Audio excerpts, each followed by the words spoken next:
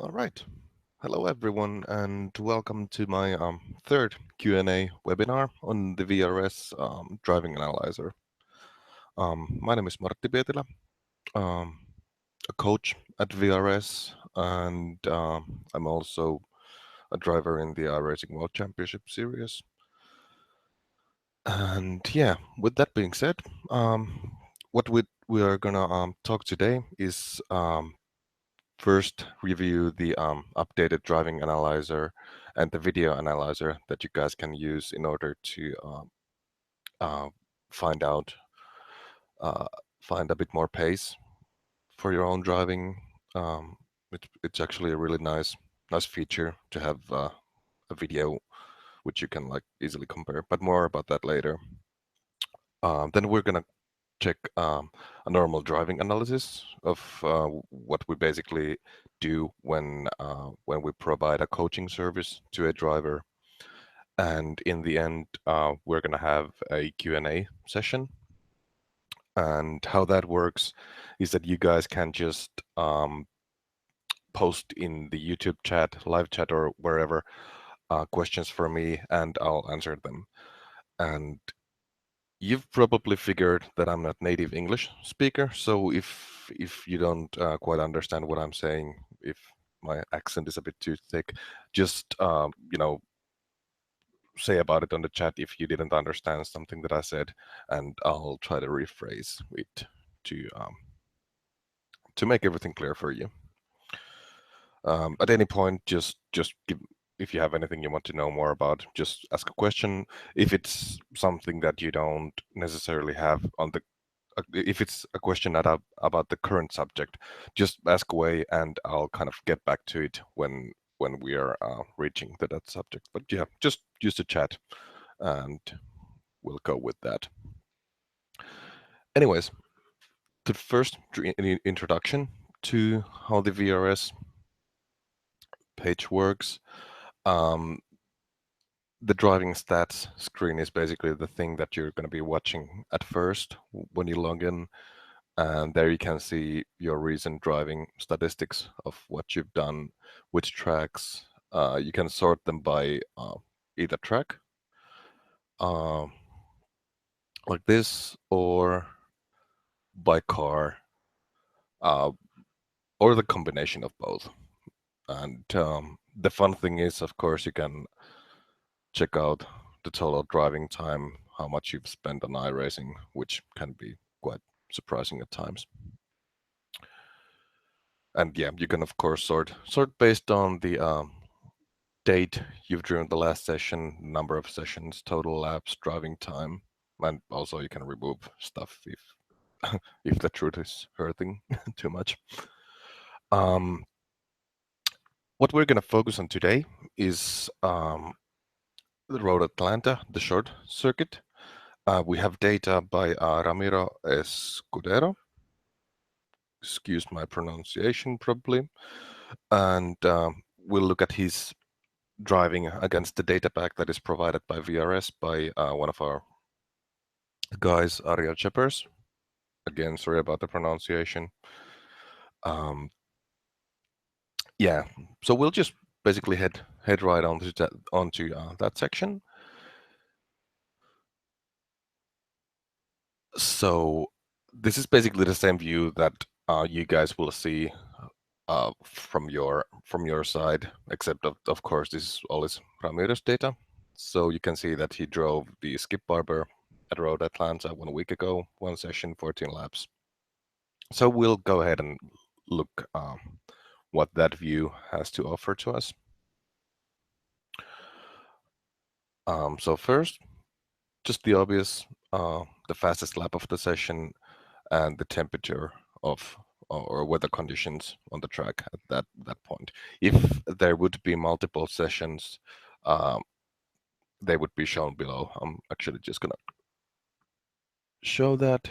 You have Ramiro has 9 sessions at Bathurst, so the view will look like this with all the driving time lapse, weather conditions reported.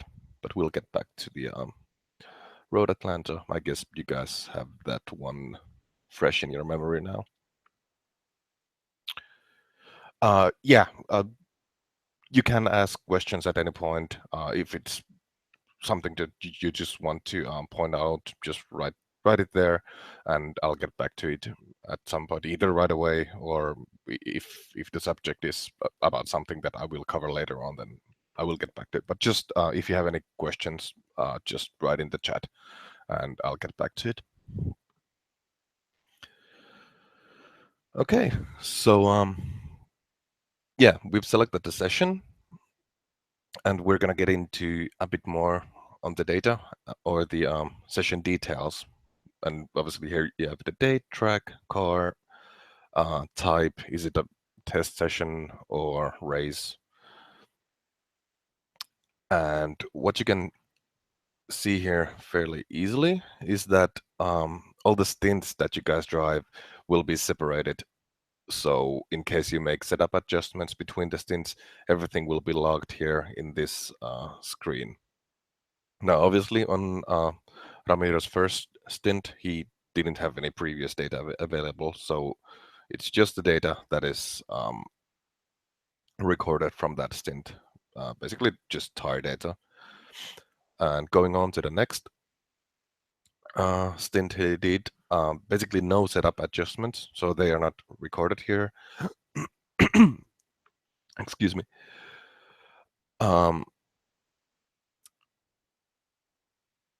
Yeah, it's just the tire temperature difference that is shown here, and the pressure and temperature. But from the show all properties page, you would get to see the whole setup options list that you have in the car. Obviously, with the skip harbor, the list is decently short, but with a car like BF1 or any a bit more complex cars, the list will be quite long when you show all the details. So the show deltas in this section here is quite handy. I mean, you can just by basically one glance see that, okay, on that run I had a bit softer anti-roll bar than the other one, and then obviously you can easily see from the lap times how did that work.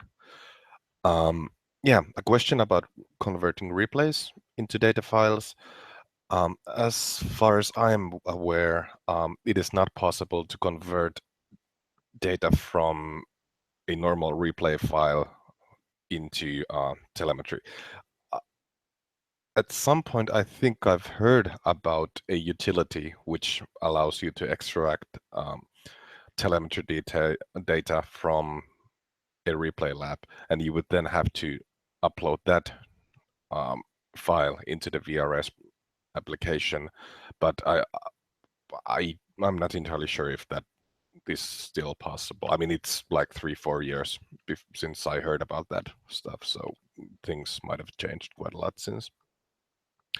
But yeah, if you have the telemetry data as an IPT file on the iRacing folder, you can just manually upload that data into VRS, and it'll appear there as just like any other stint or session you've done. Getting back to the stint details, obviously the amount of laps, average lap time. The average lap time is actually quite handy tool when you're comparing different stints to one another. Let's say you want to know how the car develops during a race. You say you do like one stint with 10 laps and make a setup adjustment or driving adjustment, and then do another 10 laps. Instead of looking at the absolute best lap time that you might be able to do in either one of those, it might be actually beneficial to actually compare the average lap time that you were able to achieve during those 10 laps, because obviously in a 10 lap race, it's the average lap time that decides are you ahead or in the back when the race is over. It's also worth noticing when you're developing your setup or improving your driving, that digging that last hundredths of a second from the lap time might not be actually that beneficial, but you might want to work on your consistency. You might want to develop your car so that it's a bit more easier to drive and consistent throughout the whole race. Um, and yeah, it keeps the dirty laps as well. So no matter what you do, I mean, if you spin around, as far as I know, it counts all the laps that are there.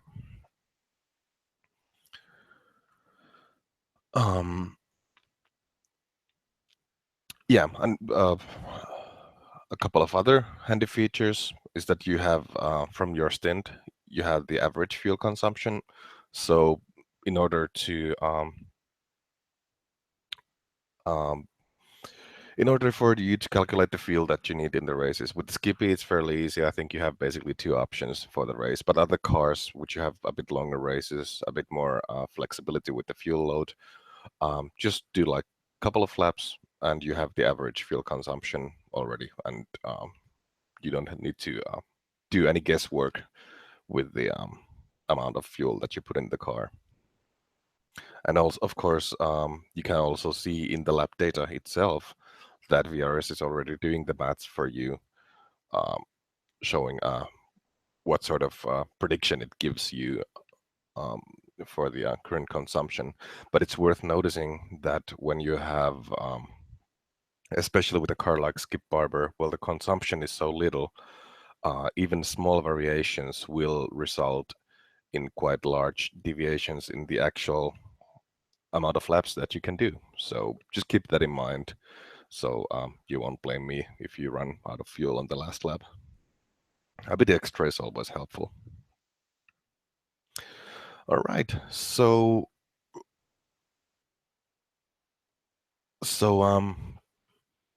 to get to the interesting bit, the sorry, the analyzer.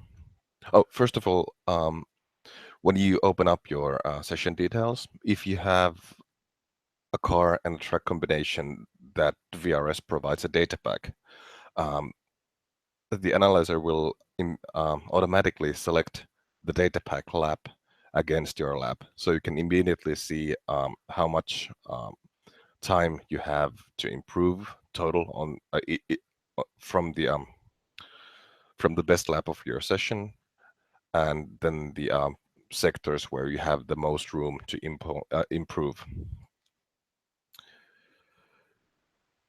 So we'll just click the full track, and it'll throw you into the video analyzer right away. Or in a brief moment. Yeah, there we go. So in this case, when we have a data pack, the coaches these days upload also a video of the car with the data pack, so you can see how they drive throughout the lap. Of course, get very detailed information from the analyzer itself on their inputs, their speeds, and their position on the track. So I'm just going to quickly go through what we have here. I have, first of all, the full track selected. So we immediately see that in this case, Ramiro's best lap was 1.8 seconds slower than Arion was able to do. And the first graph on the top left of the screen is the time delta. And that is the most useful tool you can have for data analysis. You can see from this bar that how the time difference between the data pack or the target lap time, how that time difference builds up towards the end of the lap. So what you basically can see from this graph already is that it's quite steady. I mean, there are a couple of small fluctuations, but overall, the graph is pretty much steady state. So I can immediately see that there isn't anything particularly large errors in Ramiro's driving. It's just that to cut the story short, he needs to keep up a bit more speed throughout the whole track, basically. Um, but of course, it's not that simple, and we'll dig more deeper into that once I've been able to kind of explain to you guys what all the graphs are here and what to do with them. Next, we have the speed traces, and right now it is showing the delta speed, so difference from the data pack or target lap time versus Ramiro's own own speed. I like to display this graph as series, where the data pack or target lap time is the solid blue line, and Ramiro's lap time is the dotted red line.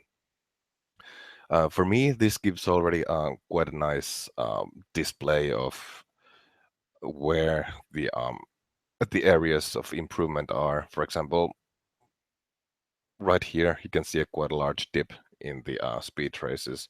So if I click there, I can already see that, okay, this is the exit of turn one. There is something that makes Arjen go way faster than Ramiro. The speed difference being 13.2 kilometers per hour, and especially in a corner like this where you have a steep uphill afterwards, it's going to be really difficult to catch up to that huge speed difference in there. But we'll get back to that later on of on how to actually figure out where the differences are coming from and how to improve on those. And in the bottom we have the throttle and brake traces, and obviously since these traces are showing the whole track in this case because I selected originally, um, the graphs are a bit averaged out. I mean, they don't have the full full one-on-one detail that the telemetry data actually has, but it's a bit evened out because there isn't actually a chance that you would be able to see the smaller variations in this space. So what we're gonna do at first, oops, let's see if we can fix that. Okay, I'll just gonna reset the analyzer. Sorry about that.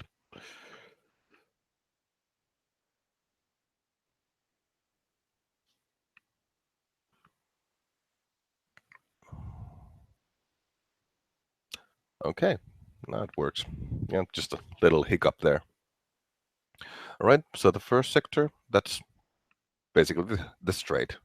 And the way VRS computes the sectors is that it basically tries to figure out which one is, or rather, from the start to finish line to the first breaking point, and then it figures out where the sort of combination of corners ends and where the next one begins. Usually, if the car is basically turning all the time, the application can add up those few corners into one section, and then when you hit the brakes next time, it begins a new sector. You'll see what I mean later on. For example, here hitting the sector number 2, we see that this is the point that actually both Ramiro and Arjan hit the brakes, and the first sector, sorry, the second sector or the first corner begins. So obviously these gauges are pretty self-explaining. The steering wheel, again, blue is the target, red is basically what you are doing, clutch, brake, gas, and gear. And here's a very nice tool. It is showing your position relative to the target lap. So what this number here means that Ramiro at this point on the track is 1 meter to the right from Arjen. So if we click play, we see that everything moves here, and at the apex of the turn, pretty much the area where Arjen's speed is the smallest. Ramiro's speed is still dropping. Arjen is already on throttle, but the biggest factor in this case, what what is actually prohibiting Ramiro to go to full throttle at this point, is that from being 1 meter to the right on the corner entry, he has now moved 2.2 meters, 2.3 meters to the left. So there's almost 2 car widths available of the track on the inside of this turn. And obviously, with the fastest way around the corner is the least radius. So at some point, Ramiro will need to be doing a bit tighter turn in order to compensate for the lost track width. So if we continue to the end, here we already see that on the track out phase, again, Arjen is doing an excellent job, and he's right on the white line before the curb. Positioning of the car is perfect. He's on full throttle, while Ramiro at this point, he didn't track out completely to the right, to the left, and there's almost 1 meter of room for him to use more and carry more speed through the turn. You can also use the analyzer at slower speed, especially in a fast turn like this. It might be easier to check out at reduced speed of what is going on, compare the line that you would want to take from the data pack to your own, see where it is, where the differences are coming from. Now, this is everything pretty self-explaining. The data is really really obvious in a way, but it's still you can extract a lot of information from this by just hitting play and watching a lap. Now, if you want to dig a bit deeper, we'll go into the driving analyzer, and this is I wouldn't call it that it gets more complicated, but it gets more detailed. So first of all, we've obviously lost the video, but we have the track map here, which is actually a really handy tool compared to just like watching the track, because here you can easily visualize again the driving line that you are taking versus what the data pack or your teammate or your coach, whoever you're comparing your data against, is taking. So into the entry of the turn, we remember that Ramiro was about 1 meter to the right on the turn-in, so you can see that fairly easily at this point. The traces are pretty much the same as they were in the video analyzer. You have the speed, time delta, and here's the line distance. Now this works a bit different than to what we have in the video analyzer.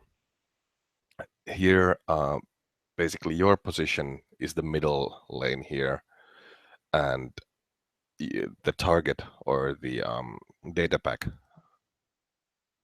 position is the gray line. So in this case, it says that the data pack line is 1.3 meters to the left, and you can see that difference there. Again, the your own data is the red dotted line, and the data pack teammate, your own other lab data, the target lab, is the blue solid line. So instead of combining the throttle and brake into similar or the same trace, we have these two separate traces. And like I said earlier, with the full track selected, you don't have the full detail of the telemetry. But when you're watching sector by sector, you have the full detail. So keep that in mind when you're comparing like possibly different laps, and you might think that I'm not seeing everything that is to see. So you just have to remember to select the sector by sector. So what we have here, so one more thing, here's the steering trace, which is quite handy for you to see if you're overdriving the car, maybe turning in a bit too much or something else. If you have a lot of brake input and steering input at the same time, that won't work either.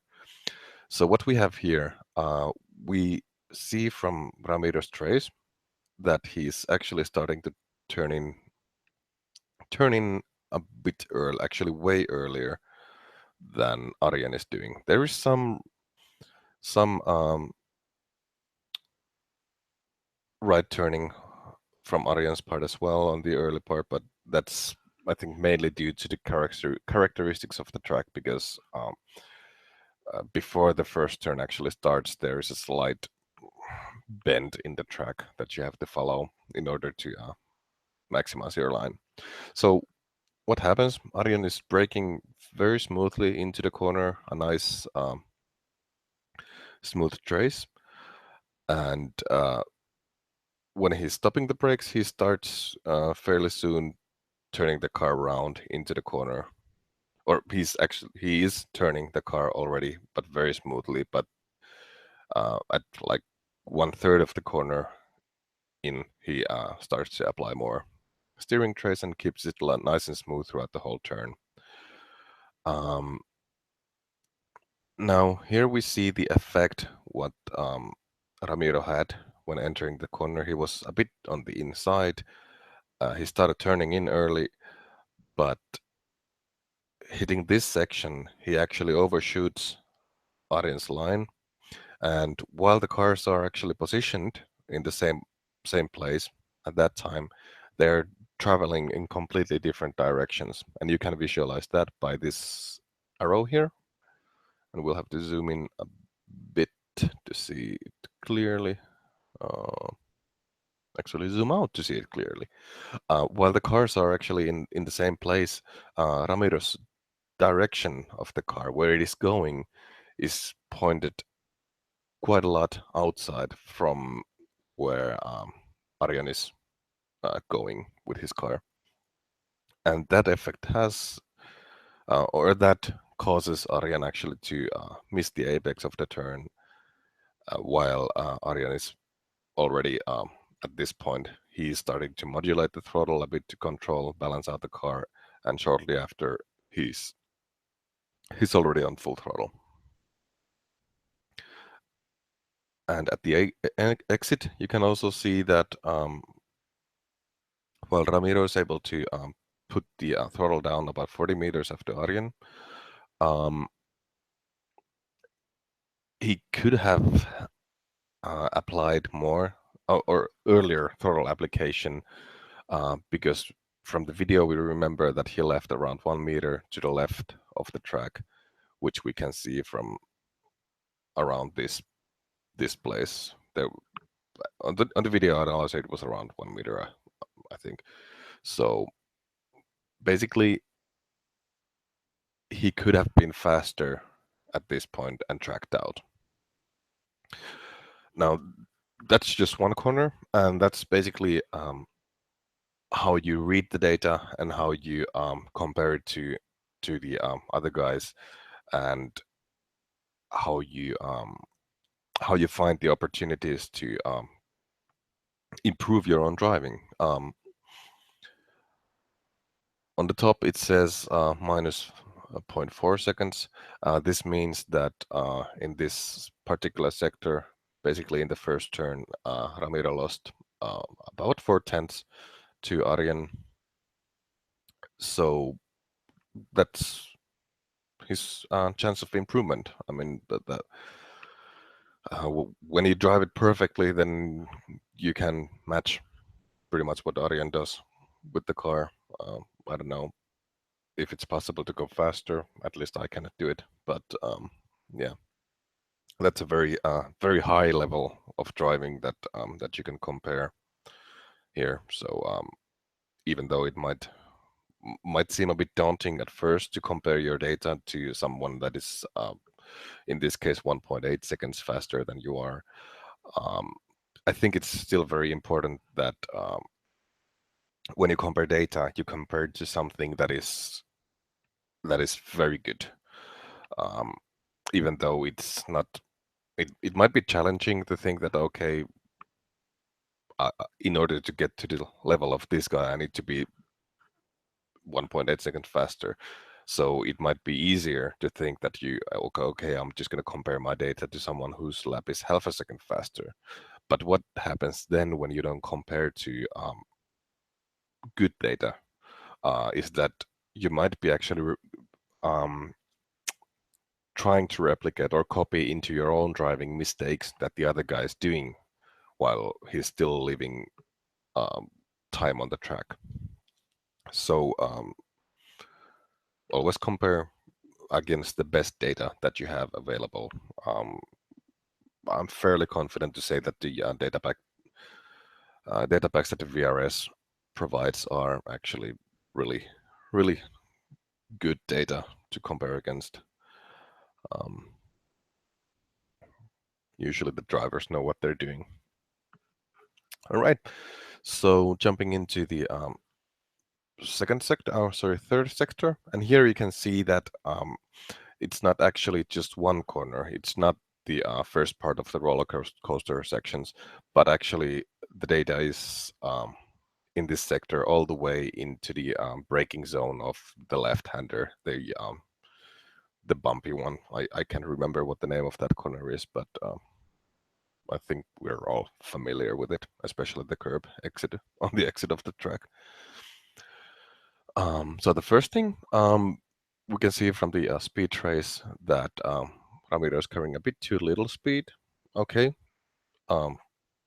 that's some information.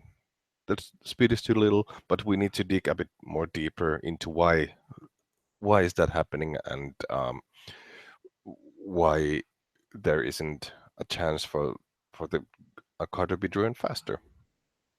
So we zoom in. First, study the driving line. From the speed trace, you can fairly easily see the apex of the corner is pretty much every time the slowest part of it as well. So in this case, you can see that Arjen is 1.2 meters to the right of what Ramiro is doing. This being a right-hand corner, meaning that there's again a bit of a track to cover on the inside of the turn.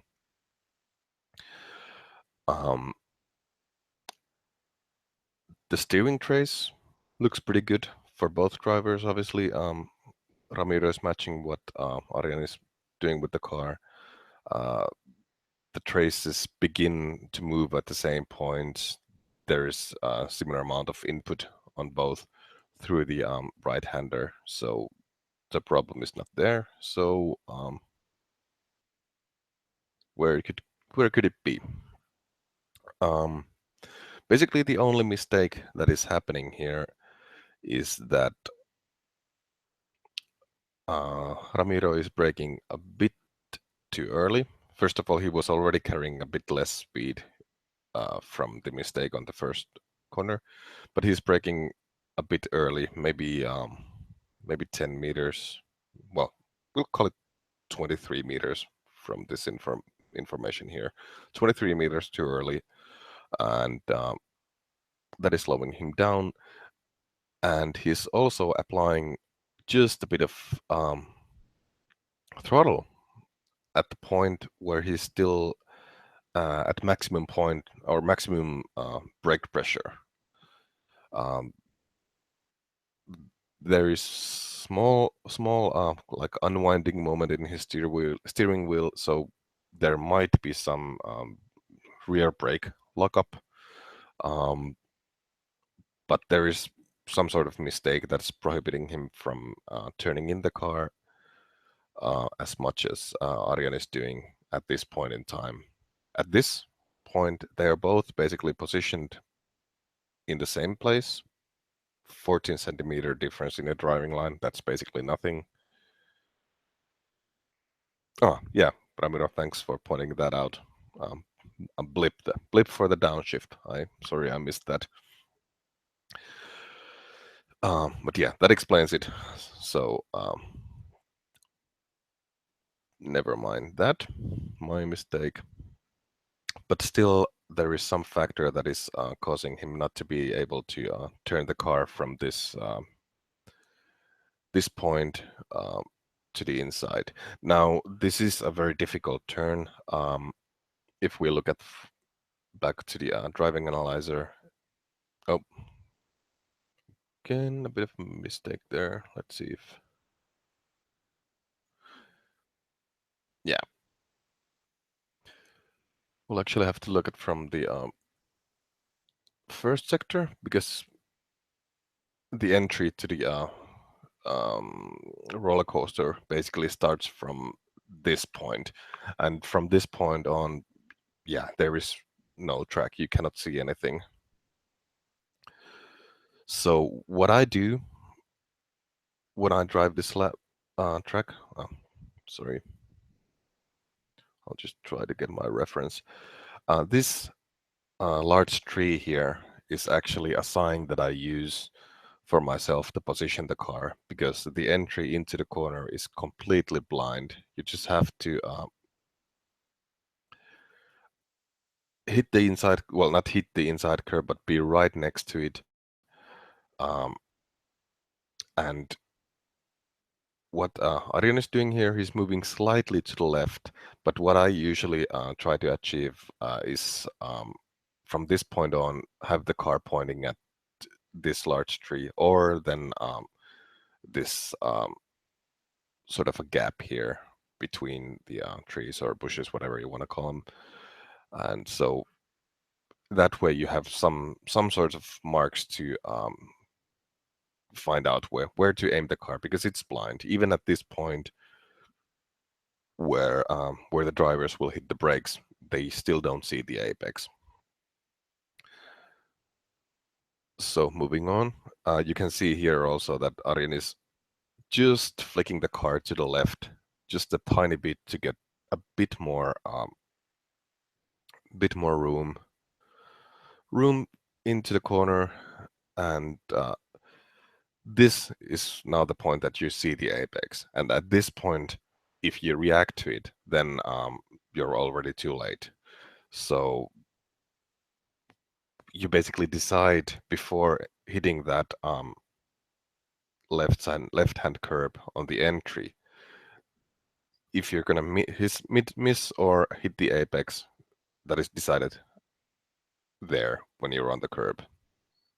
Now you can be fairly aggressive with this curb, even though the data suggests that Ramiro was 1.2 meters off the driving line. I would still say that he wasn't that far off from this curb. So in theory, depending on the car, that line could have worked. But with the skip barber, you can cut it really heavily, and thus carry way more speed through it. You have to be careful at the exit phase of this turn, as it will unsettle the car and you might run wide there.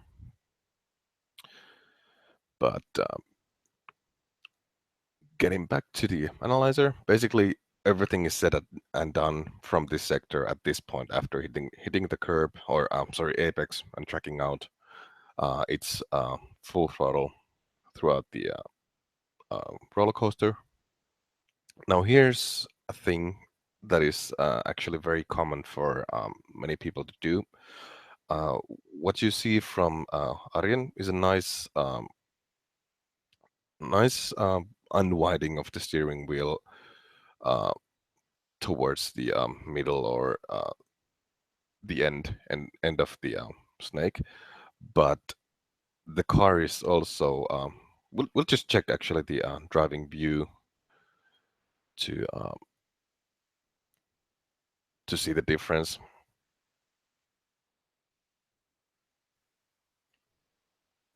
So you can see from the steering traces that Ramiro is likely having quite a lot of understeer here at this point. The difference in steering input is almost, I don't know. Arjen is having around 30% of the steering input than Ramiro. Now, what this does for the car is that actually the car will turn less at this point. It will accelerate less. It will heat up the front tires more, and all of those things are bad for the lap time.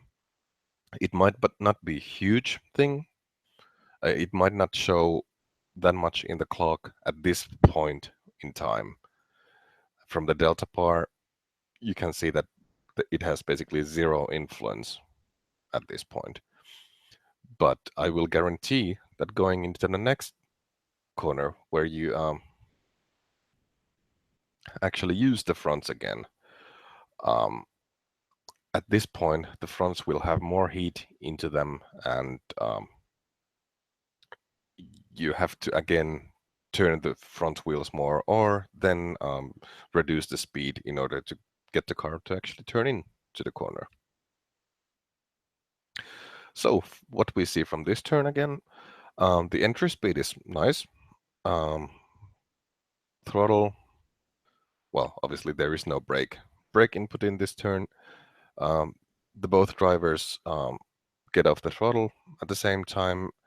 Arjen is able to get just slightly earlier on the throttle, and that is what makes the difference here. We're talking about from the point that Arjen is getting on the throttle, we're talking 20 meters maximum difference. But that difference is actually going into the chicane, the last chicane of the track, from around 9/10, the difference moves to 1.3 tenths. 1 second, 3 tenths. So that's 4 tenths lost between just basically 20 meters of track. So in cases like this, um, it's it's really apparent on how important it is for the driver to basically maximize, or rather be early on the throttle. It doesn't mean that much to brake later than the other guy, but if you're able to, I mean, if you brake 5 meters later than the other guy, it won't show anything on the delta bar, and the time difference will be marginal. I mean, we're talking literally about a few thousandths of a seconds that difference will make. But when you apply throttle, the distance that you cover with that different speed, or speed advantage, is huge. It's 700, almost 800 meters in this case. While if you brake 5 meters later than the other guy, the speed difference and the speed advantage you have is 5 meters. And in order for that to actually have an effect on your lap time, you would need to be way faster. So what we see here, it's more important to just get on the throttle earlier than use late braking.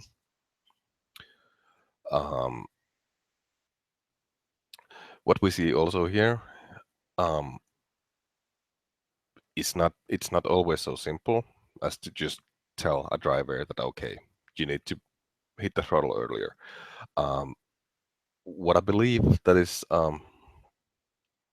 causing Ramiro to be a bit behind with his throttle application here is that he's actually a bit deeper into the turn at the point that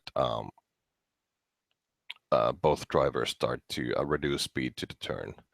It's basically the same phenomenon that we saw in the turn number 1, where Ramiro was 1 meter to the right on the entry.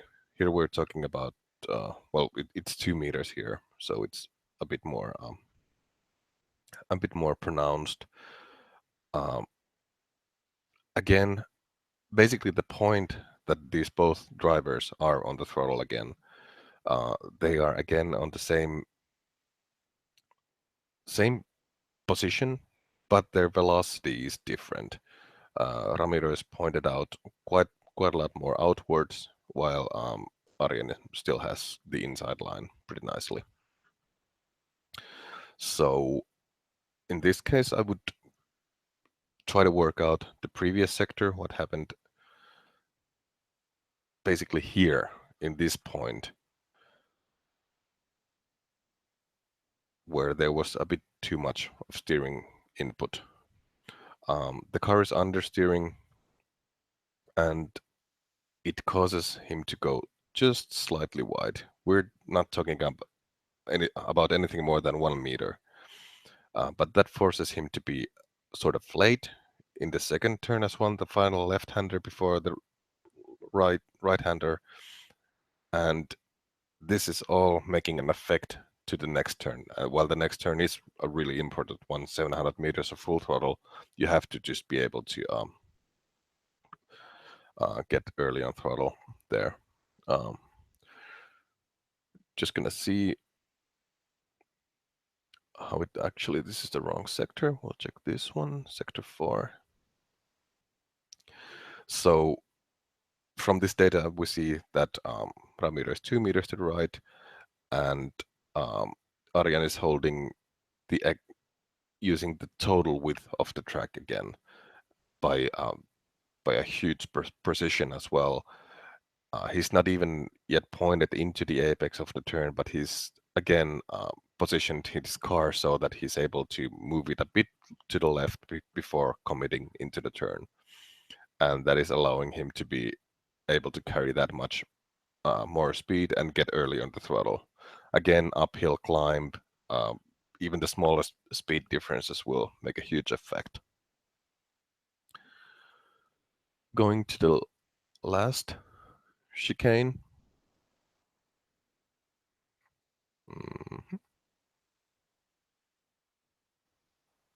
Sorry, I'll just reload this.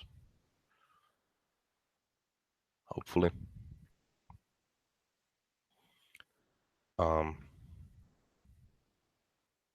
Okay. So if you guys have any questions, I mean, there haven't been so many. I mean, just start asking them if you have anything. I'll try to answer the best I can. All right, so let's just see what is, yeah. Okay, the final sector, the chicane, hard on the brakes. Both drivers get on the brakes simultaneously. Now here is a bit of an issue. We see Ramiro is actually really good on the brakes. He's getting 90%. That possibly can be too much. Possibly too much. But the point is that the brake application should be very very steep. You should not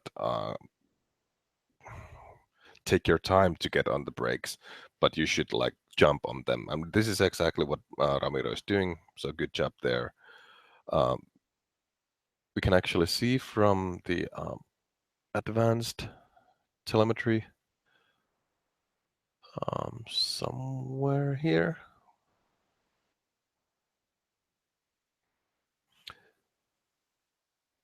Yeah, there's a small dip on the front wheel, so looks like Ramiro was locking up just slightly. So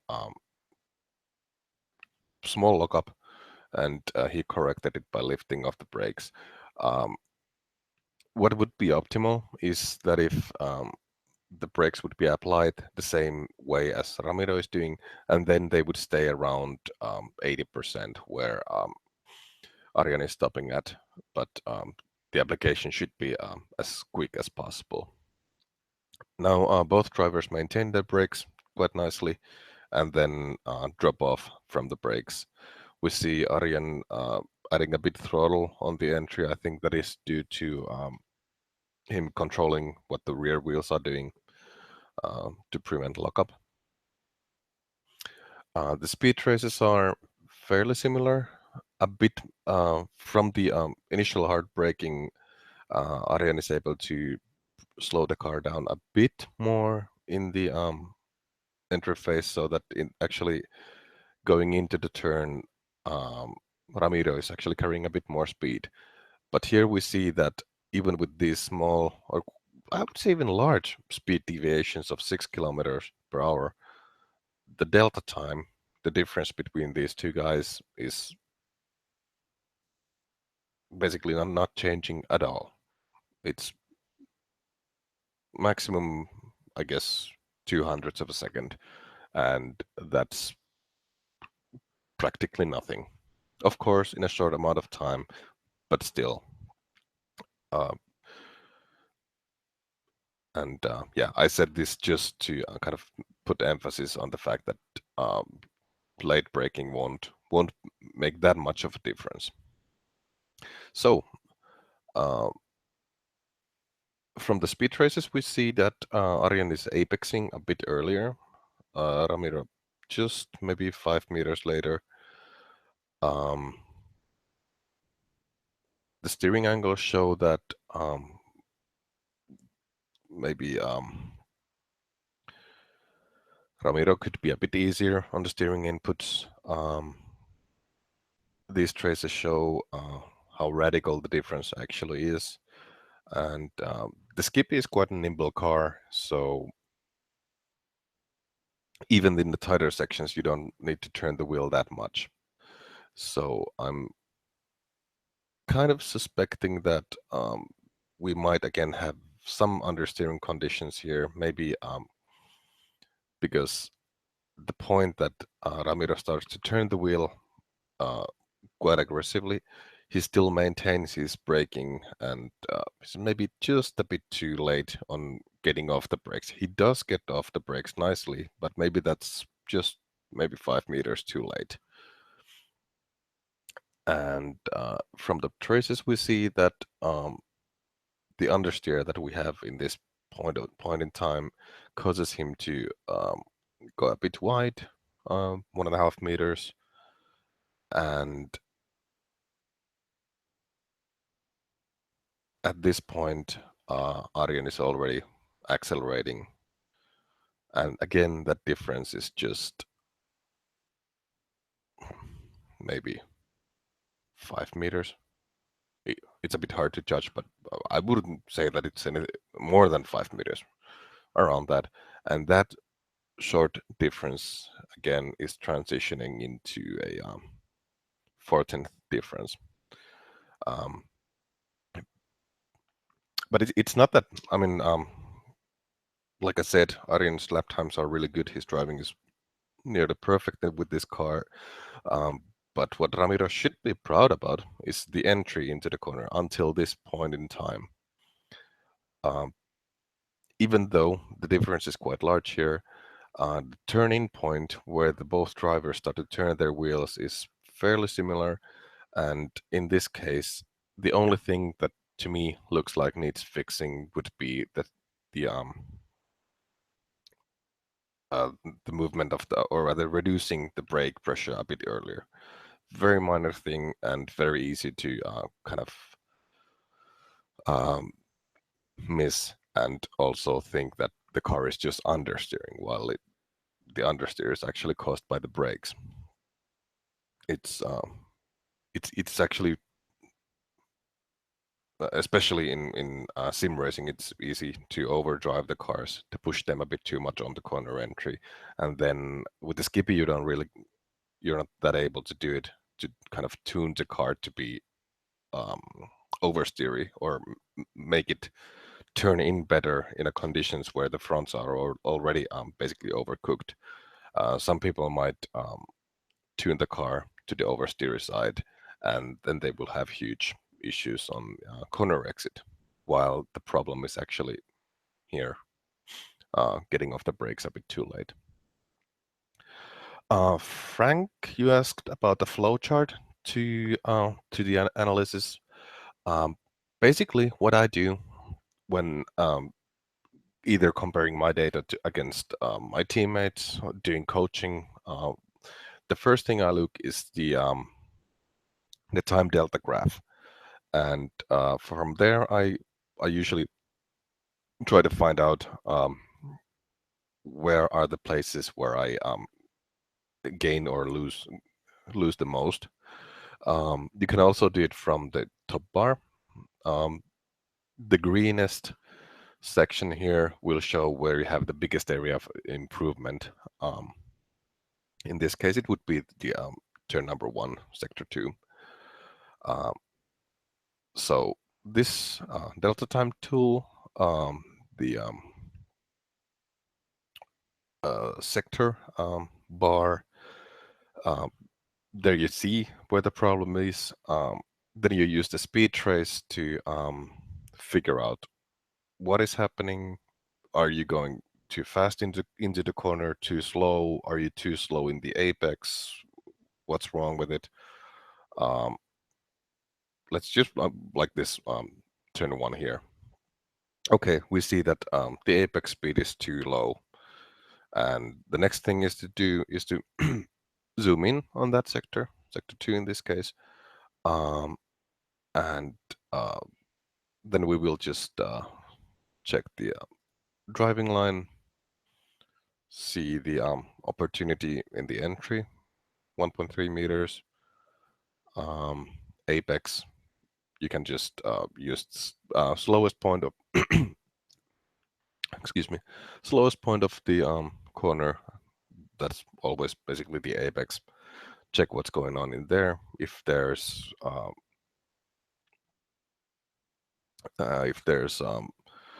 if you're going wide, you might also be cutting the curb too much. Well, there could be anything really. And as a final thing, you would check the your own inputs: throttle, brake, steering angle. With those, it's important to see that they all should be smooth as possible. Apart from the throttle application, you can be fairly aggressive with a car like Skippy. It has fairly weak engine, so it's pretty much on and off throttle. So just when it's time to go, you just floor it. With the brakes, smoothness like this, especially in the fast turn, is really important. Steering smoothness, but it all comes down to that. Um, yeah, Passero, you asked about being able to uh, putting the information from the analyzer into your own driving. Yeah, that's actually, unfortunately, I don't have an easy solution for that.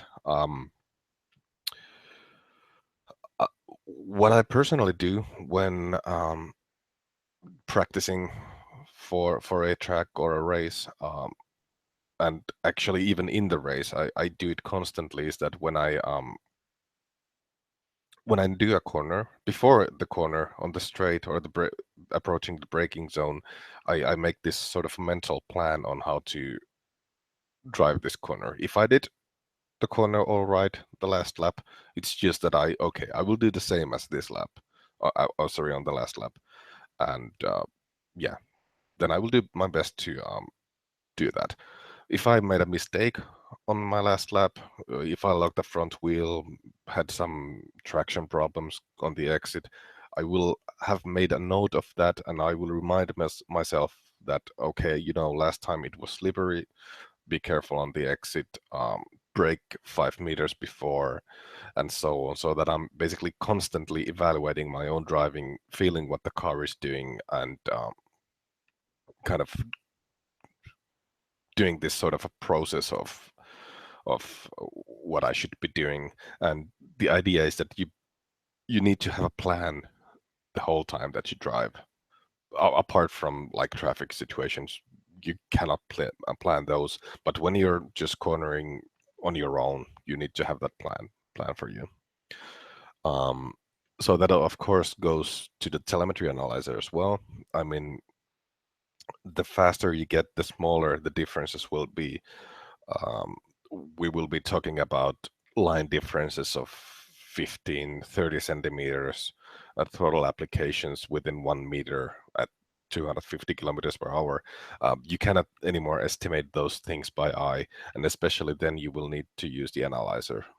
Um, for those kind of last things to tune in your driving.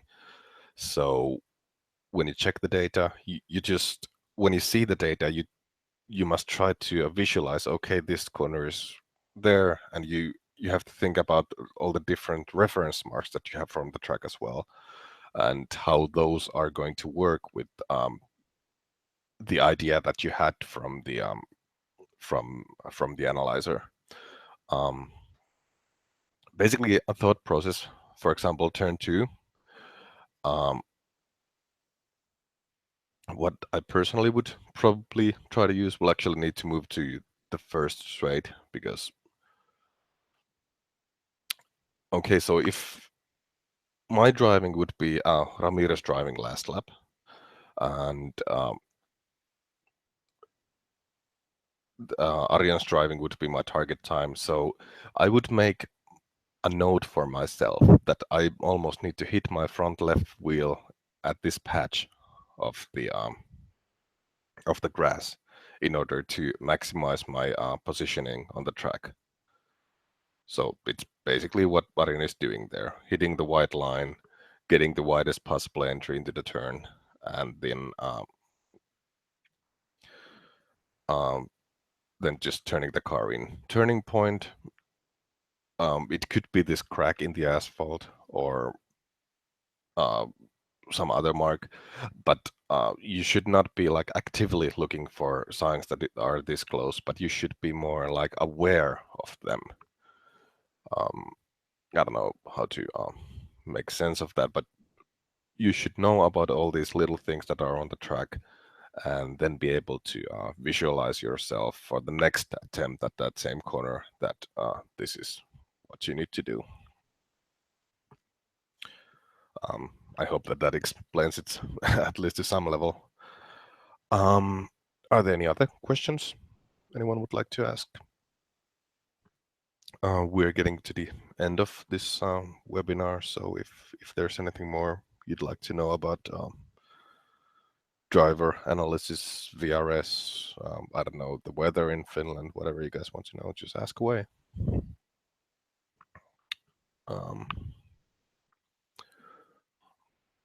As can just basically check out the lab from Arjan. In case you guys have the questions, just type them out, and we'll see. I'll try to answer those. There's normally in driving, there's one important thing that you guys need to focus on, and it goes way beyond your brake marks, your throttle applications, your steering applications, and that's the driving line. Of course, the driving line comes from out of those, but all the other bits of information are secondary when you compare them to the driving line. If you're off the driving line, the lap time will not be that good. From this video, you can see that, I mean, every single corner, entry, apex, exit, Arjan is always on the white line or the curbs, and that is exactly where he needs to be. All right, that was the lap. I don't see any more questions in there, so thanks for joining me today. Hope this was interesting, hopefully even fun for you. And if you guys have any questions for me later on, just ping me on Discord. I'm in the Skip Barber community, and also, of course, the VRS. So just ping me there, and yeah, we'll talk. Yeah, have a good time, and good luck for the future races. Bye.